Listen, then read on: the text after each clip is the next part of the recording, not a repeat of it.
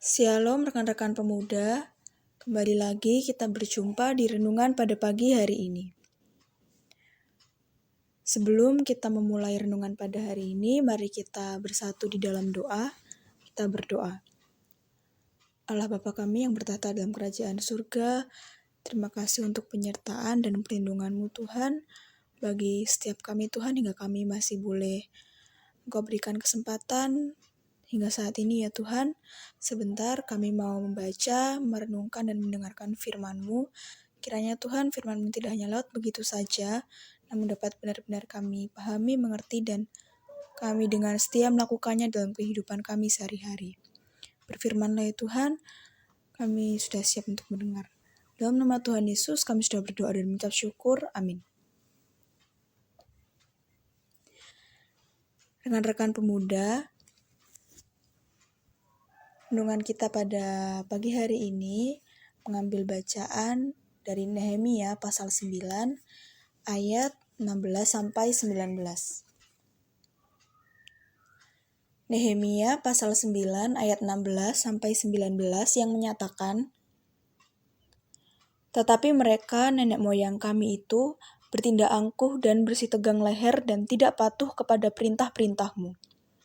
Mereka menolak untuk patuh dan tidak mengingat perbuatan-perbuatan yang ajaib yang telah Kau buat di antara mereka. Mereka bersitegang leher, malah berkeras kepala untuk kembali ke perbudakan di Mesir. Tetapi Engkaulah Allah yang sudi mengampuni, yang pengasih dan penyayang, yang panjang sabar dan berlimpah kasih setianya.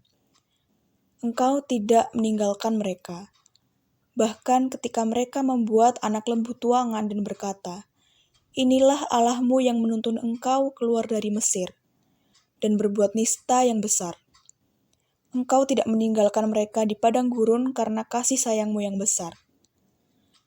Tiang awan tidak berpindah dari atas mereka pada siang hari untuk memimpin mereka pada perjalanan, begitu juga tiang api pada malam hari untuk menerangi jalan yang mereka lalui." Demikianlah pembacaan Alkitab.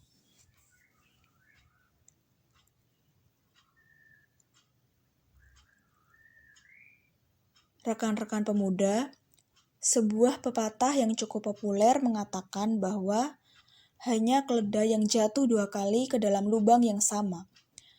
Artinya, apabila seseorang tidak bisa mengambil pelajaran dari kesalahan yang sama, ia akan diibaratkan seperti keledai. Pengalaman adalah guru yang baik. Pengalaman mengajarkan kepada kita bagaimana kita harus menjalani hidup lebih baik di masa depan dengan belajar dari masa lalu. Namun kenyataannya masih banyak orang yang jatuh dalam kesalahan yang sama, bukan hanya 2 kali tetapi berulang kali.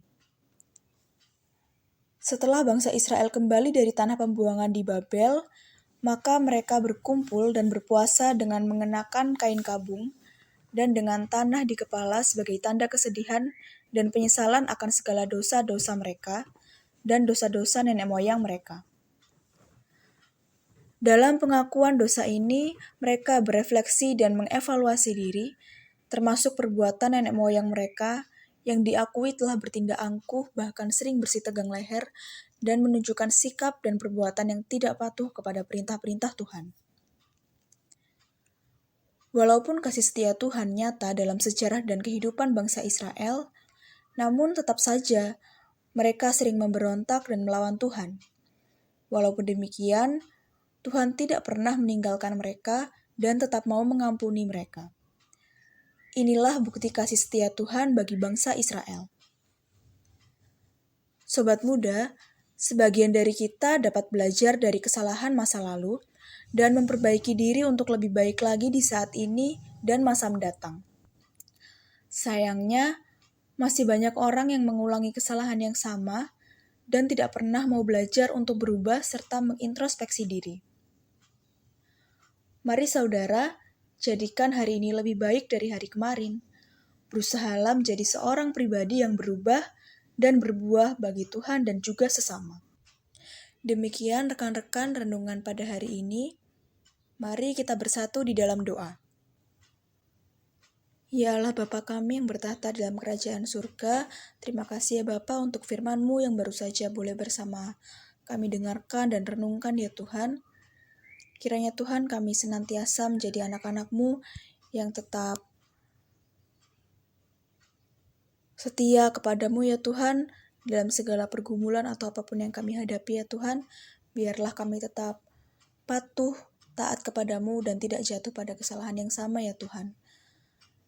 Bila sebentar Tuhan kami mau memulai aktivitas dan melanjutkan aktivitas pada pagi hari ini, kiranya Engkau menyertai, menuntun kami Tuhan, agar apapun yang kami boleh lakukan itu semua dalam penyertaan dan perlindungan-Mu saja, serta untuk memuji memuliakan nama-Mu.